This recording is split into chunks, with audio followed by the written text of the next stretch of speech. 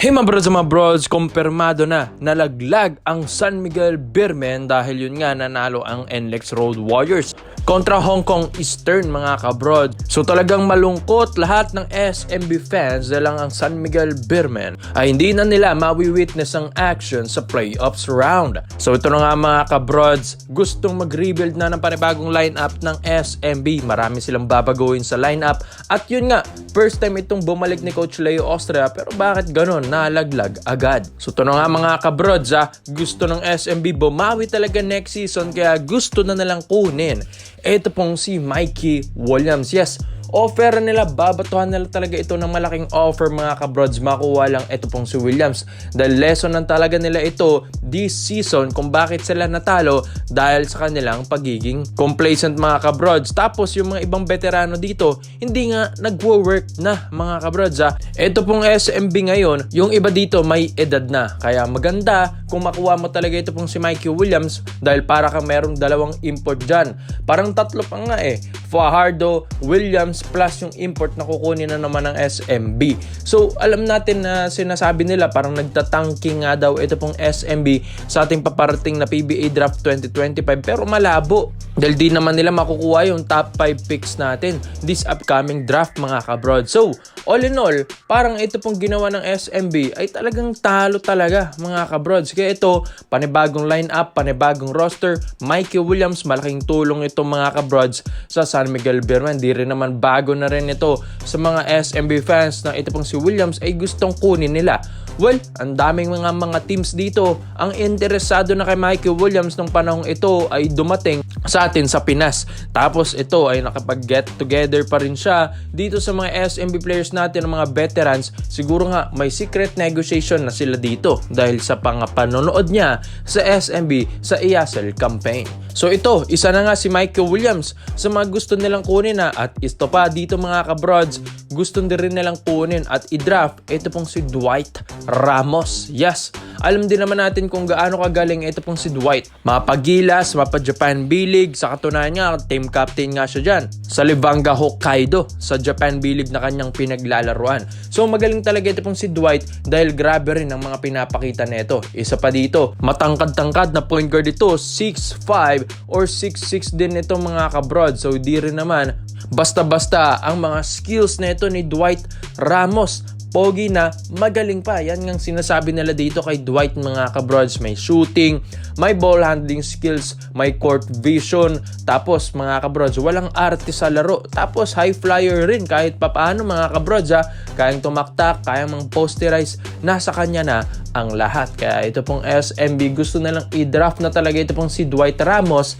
Kahit ganun kalaki yung offer sa kanya dyan sa Japan, ay gusto nga rin syempre paresan ng SMB yung offer na yan. Syempre gusto rin nila na meron silang fresh na roster at rebuild na lineup talaga next season mga kabrods. Kaya ito pong si Dwight Ramos ay hindi rin naman natin bago na ito mga kabrods dahil bago nga ito mag-Japan B-League, may mga offers na nga rin ito sa PBA table pero mas kinuha niya yun sa Japan dahil mas malaki nga yung offer doon. Pero kung nilakihan talaga ng SMB ito pong offer na ito this year, this upcoming season, malay natin masilaw ito pong si Dwight Ramos at makasama pa niya dito sa Pinas ito pong kanyang girlfriend na si Kiana D. So malaking tulong ito mga kabrods sa lahat po ng mga San Miguel Beermen fans dahil hindi pa huli ang lahat. Babawi ang SMB, kukunin nila si Mikey Williams and Dwight Ramos, and yun, syempre mga kabrods, hihintayin pa natin yung konfirmasyon kung papayag ba si Dwight dito sa Beermen. At kung makuha nila yung dalawang ito, tsak, talagang lalakas na ang Beermen next season mga kabrods. So dito naman po tayo sa kabilang balita naman natin mga kabrods. Alam nga natin na pasok ng Ginebra at kakapanalo lang nila sa Meralco Bolts. So congrats nga sa Ginebra dahil playoffs round na sila. Pero alam nyo ba mga brods, may gustong gawin nga ang Ginebra. Gusto nilang humugot sa team na nalaglag na ang Blackwater Bossing. dahil gusto nga kunin nila dito yung 6'6 na point guard na si Christian David. Yes, di naman din ganun. Basta-basta ng point guard lang ito mga kabrods dahil ginagawang wing din ito ng Blackwater. So gusto nila makipag-negotiate ulit sa Blackwater gaya ginawa nila kay Troy Rosario. So kayang-kaya rin naman nilang kumuha ng mga players dyan, di ba mga kabrods? Lalo na pag binigyan mo under the table.